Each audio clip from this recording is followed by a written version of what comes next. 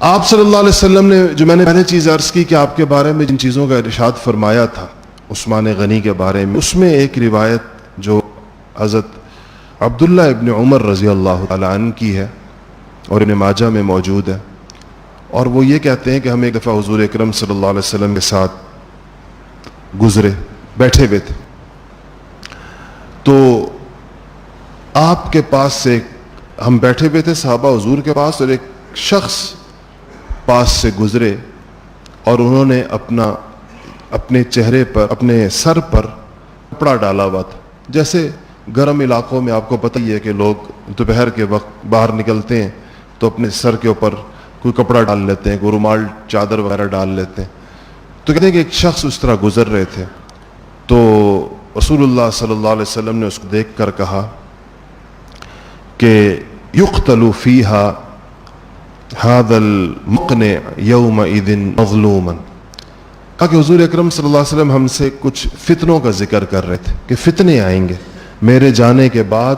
تم لوگوں کے اوپر فتنے آئیں گے۔ فتنہ آزمائش کو کہتے ہیں، آزمائشیں آئیں گی تمہارے اوپر۔ تو کہا ان آزمائشوں کا بیان ہو رہا تھا کہ اتنے میں آپ نے اس شخص کو گزرتے ہوئے دیکھا جس کے چہرے کے اوپر، جس کے سر کے اوپر کپڑا تھا، اور صحابہ کہتے ہیں کہ ہم نہیں پہچان سکے کون ہے، لیکن آپ نے جب اس کو دیکھا اور بات فتنوں کی چل رہی تھی، آپ نے کہا کہ یقتل فیہا ھذا یومئذ مظلوما ھذا المقنع، مقنع عربی میں کہتے ہیں جس نے سر ڈھانپا ہوا۔ تو کہا کہ آپ نے کہا جب وہ فتنوں کا دور آئے گا، جب فتنہ آئے گا میرے بعد، یہ شخص اس میں مظلومن، یعنی اس پہ ظلم کیا جائے گا اور یہ مظلومن اس میں قتل کیا جائے گا، یہ جو شخص جو چہرہ جو کپڑا سر پہ مقنع جو جا رہا ہے۔ صحابہ کہتے ہیں کہ ہمیں فوراً تعجب ہوا کہ کون ہے، تو ہم پاس اٹھ کر گئے اور جا کر دیکھا تو سیدنا عثمان ابن عفان رضی اللہ تعالیٰ عنہ وہ گزر رہے تھے۔ ایک اور روایت جو ہے وہ بڑی اور بھی زیادہ واضح ہے ابن ماجہ کی، اور وہ حضرت کعب ابن عجرہ کی روایت ہے۔ کعب فرماتے ہیں کہ ایک دن ہم حضور اکرم صلی اللہ علیہ وسلم کے پاس بیٹھے تھے اور آپ فتنوں کا ذکر کر رہے تھے، تو آپ نے فرمایا کہ فتنے آئیں گے، لوگوں کے لیے حق اور باطل کو پہچاننا مشکل ہو، فتنہ کہتا ہی اس کو ہے کہ حق اور باطل کی تمیز مشکل ہو جائے، کہ آزمائش ہوتی ہے۔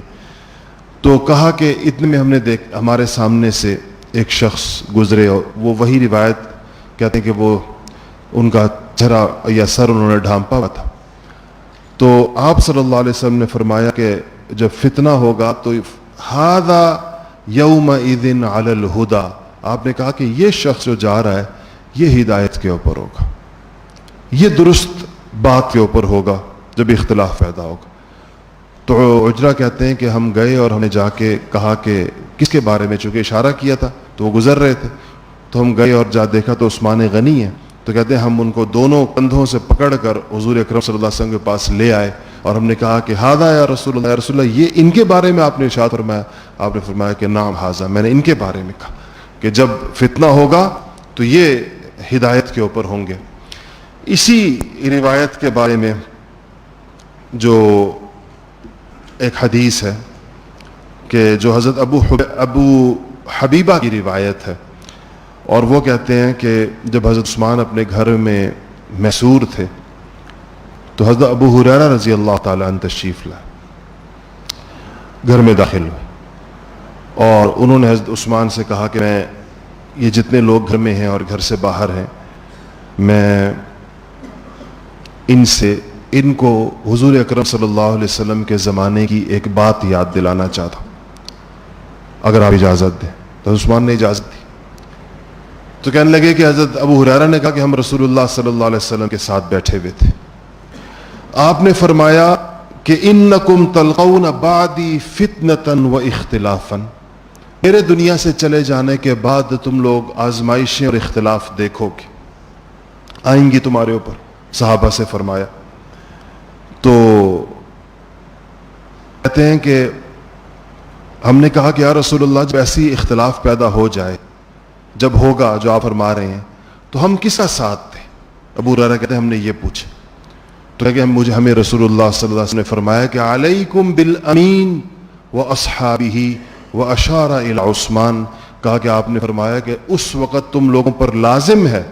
کہ تم اس امین یعنی امانت دار کی، عثمان غنی کو امین کہا، کہ اس امین کی اور اس کے ساتھیوں کی تم لوگ ان کا ساتھ دو۔ تو حضرت ابو ہریرہ کا خیال یہ تھا کہ میں یہ حدیث سناؤں گا اور ان باغیوں کو، ان فسادیوں کو جو لوگ گھر کا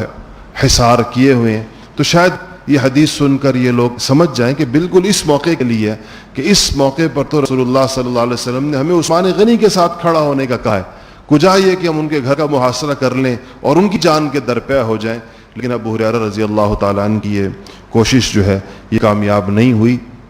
اور ان لوگوں نے اس محاصرے کو ختم نہیں کیا۔